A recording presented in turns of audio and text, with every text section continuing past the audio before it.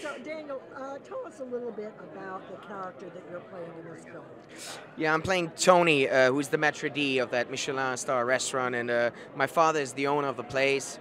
And Tony isn't very happy at the beginning because the restaurant is not doing that well, and then I wanted to be on top again. I wanted to be the best restaurant in London, and I know that I have to have an exceptional chef who's gonna, lift it up again. And then Bradley Cooper's character appears, and I know him, and I know that he's a tormented, crazy rock and roll kind of chef, and but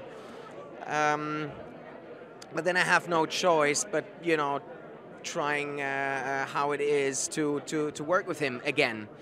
And then on top of that professional interest I have in him as a chef, there's also there's some personal reasons that are revealed towards the end of the film why I'm so interested in him. Okay. Working with food in a film is kind of difficult. Was that kind of something that you were had any experience with, or?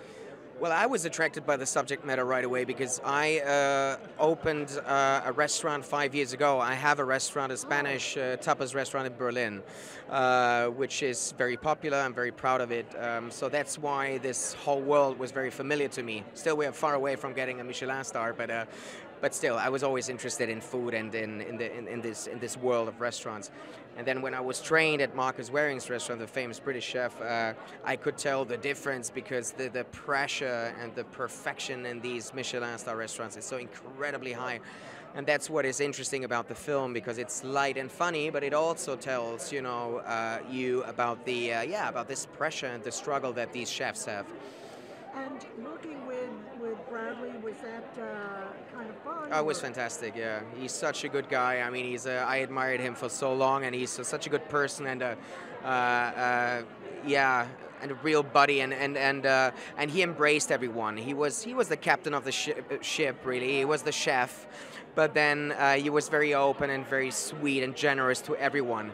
And it was a great ensemble, and when I worked there at Marcus Waring's restaurant, I could tell that in the kitchen it's a very international world, so people from everywhere. And that's what I found very accurate about the cast, is that, I have a French guy, an Italian guy, and an English girl, so so that felt pretty authentic and right. And after a week, I really thought we are running a restaurant. It was very convincing to have Bradley as a chef, and then this whole brigade.